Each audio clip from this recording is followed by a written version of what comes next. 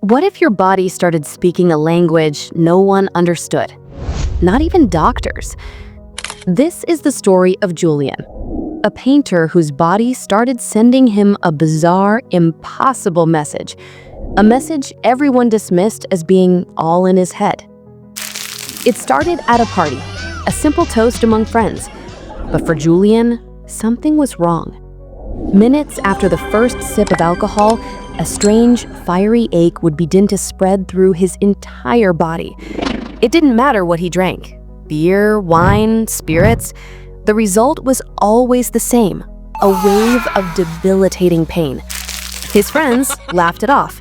Pain? From alcohol? Come on, Julian. That's the lamest excuse I've ever heard. How do you even paint without a little wine?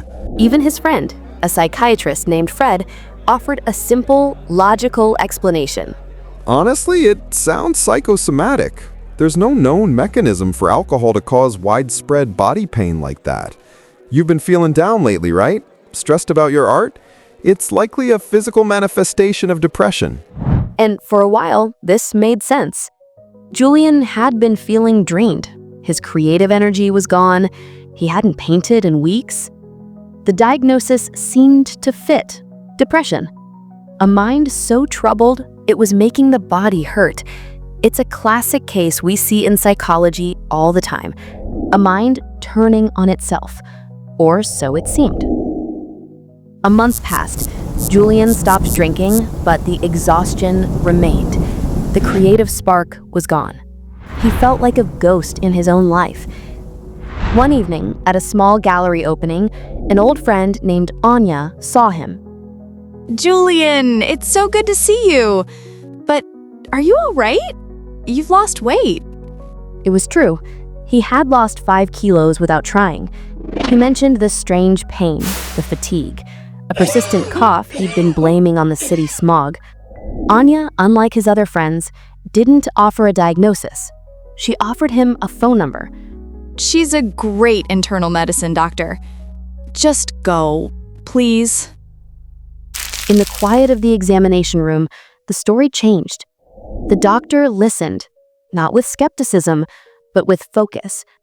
She asked about the fatigue, the weight loss, the occasional fevers Julian had dismissed. Then the physical exam began. His heart and lungs were clear, but then the doctor's hands moved to his abdomen, a gentle press, a thoughtful tap. The doctor's face, once neutral, now held a flicker of concern. His liver was enlarged. Immediately, her fingers moved to Julian's neck, under his jaw, then his armpits, then his groin. The lymph nodes in all these areas were swollen, but they were firm, rubbery, and completely painless. The doctor's expression hardened. Doctor, is something wrong? I can't say for sure. We need blood tests. Immediately. The blood test results were the first major clue. Anemia, a white blood cell count that was far too high. The next step was a biopsy of one of the swollen lymph nodes. A week later, Julian sat in the office, waiting for the verdict. The doctor walked in holding the report. For a fraction of a second, Julian saw a flash of triumph in her eyes. The thrill of a diagnostician solving a difficult puzzle. A look that vanished as quickly as it appeared, replaced by deep human empathy. Julian, I'm very sorry to tell you this. You have Hodgkin's lymphoma. It's a type of cancer of the lymphatic system. We will need to start chemotherapy. The room fell silent. Cancer. The word hung in the air, heavy and unreal. And then Julian remembered the first clue, the impossible symptom that everyone had ignored. Doctor, I have one more question. It might sound irrelevant. The pain I get when I drink alcohol, could it be connected to this? The doctor's eyes lit up again, this time with pure scientific fascination. She leaned forward. Connected? Julian, it's one of the classic textbook signs of Hodgkin's lymphoma. It's rare, but it's definitive. Alcohol causes the blood vessels to dilate rapidly. In a healthy person, this is no big deal. But in your body, your cancerous lymph nodes are spread everywhere.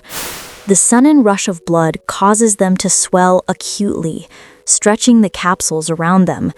That is the source of your pain.